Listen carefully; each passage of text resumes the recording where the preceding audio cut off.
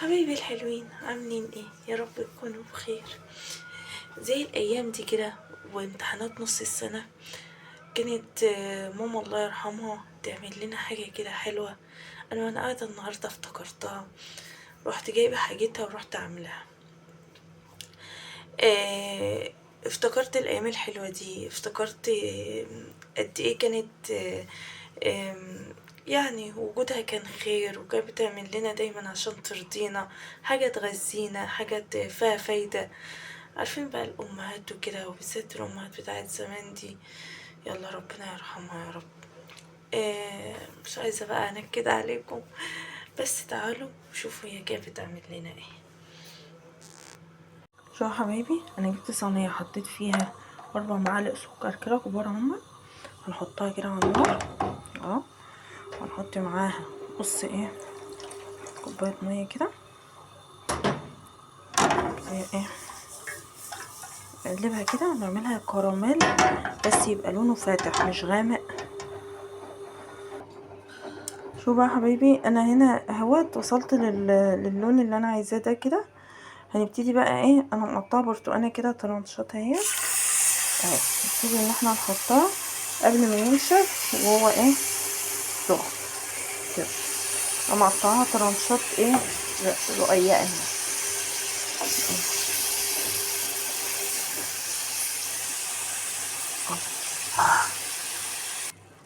اهو.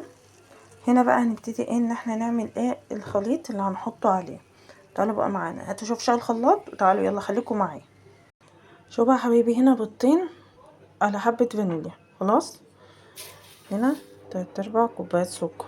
طبعا هي بتاخد على فكره 4 بيضات، بس احنا دلوقتي هنخليها بيضتين، هنخليه ودوت عصير برتقانتين مع بشرهم كده المنظر ده. احنا هنطحن كله مره واحده ديت اهو. 3/4 كوبايه لبن دوت بقى كلهم في الخلاط كده، هنخلطهم كويس جدا وهرجع لكم تاني. 1.5 كوباية دقيق، وده بيكنج باودر. خلاص، كيس بيكنج باودر. هنحط بقى الخليط عليه كده كله بالبرتقال. هنبتدي بقى ايه نعمله كده، نقلبه لغايه لما يبقى ايه قوام الكيكه العادي اللي هو بتاعنا. وهندهن بقى حواف الصينيه، هندهنه ايه سمنه، مش من على الكراميل، لا الحواف بس هندهنها ايه سمنه. حبايبي، وعملت خلصتها اهيت. كده نحطه كده عليه. طبعا الفرن ايه سخن، وانا دهنه اصلا حواف الصينيه اهيت دهنتها سمنه، بس انا مصورتهاش الصراحه، معلش بقى متاخذونيش. وهدخلها بقى الفرن، والفرن ولع اصلا من قبلها، وما تطلع بقى هنشوفها مع بعض وان شاء الله هتعجبكم. شوفوا يا جماعه، هي لسه طالعه دلوقتي. طبعا احنا هنستنى عليها شويه، مش تبرد خالص، هنستنى عليها شويه صغيرين كده ونروح قلبينها، بحيث ان الكراميل يكون ايه يعني مش سايح قوي ولا ناشف قوي، يعني قبل الكراميل لما إيه يجمد. هنقلبها وهرجع لكم تاني، بس بعد ما تبرد كده، يعني هسيبها 5 دقايق 10 دقايق كده عشان اعرف امسك الصينيه. شو يا جماعه، وبعد ما قلبتها على فكره هي بتدخن اهي، عشان انا لو سبتها الكراميل هيروح لازق في الصينيه، فهي ايه لما تهدى كده شويه تروح قلبنا. شوف الجمال بقى. تعالوا بقى بناخد حته كده في طبق وندوقها ونشوف ايه هتطلع تحفه ولا ايه. انا عارفاها من زمان، بس ايه هدوقها كده معاكم، ويلا قوموا اعملوها وصدقوني مش هتندموا. تحفه تحفه. شوفوا بقى الحلاوه. طبعا حوضوا شم الريحه اللي ماما هاتيلي حته اعملوا له مع كوبايه الشاي. جبت له اهوت، اروح بقى اوديها له. طبعا ريحتها تحفه جدا. تعالوا احنا بقى ندوق احنا ايه حته لوحدنا. شوفوا بقى يا حبايبي، شوفوا الجمال.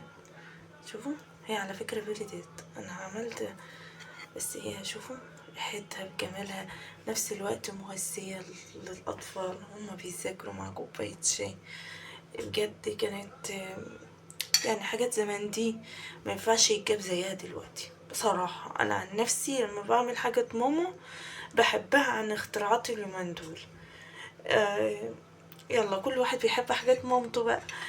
ف اعملوها على فكرة، حلوة جدا مغذية، بالذات ايام امتحانات اليومين دول بقى، ربنا ينجح ولادنا يا رب. في حاجة ايه تفيدهم وتغذيهم، وبرتقان والكراميل ده بيدي طعم حلو جدا. اعملها لهم مع كوباية شاي، كوباية شاي بلبن بالليل وهما بيذاكروا كده، تبقى تحفة يعني. يلا سؤال بقى النهاردة. النبي عليه الصلاة والسلام عاش كام سنة؟ اللي يعرف يقول لي في الكومنتات. وما تنسونيش في لايك ومتابعة للصفحة، وما تنسونيش كمان في كلمة حلوة منكم. بشوفكم على خير. باي باي.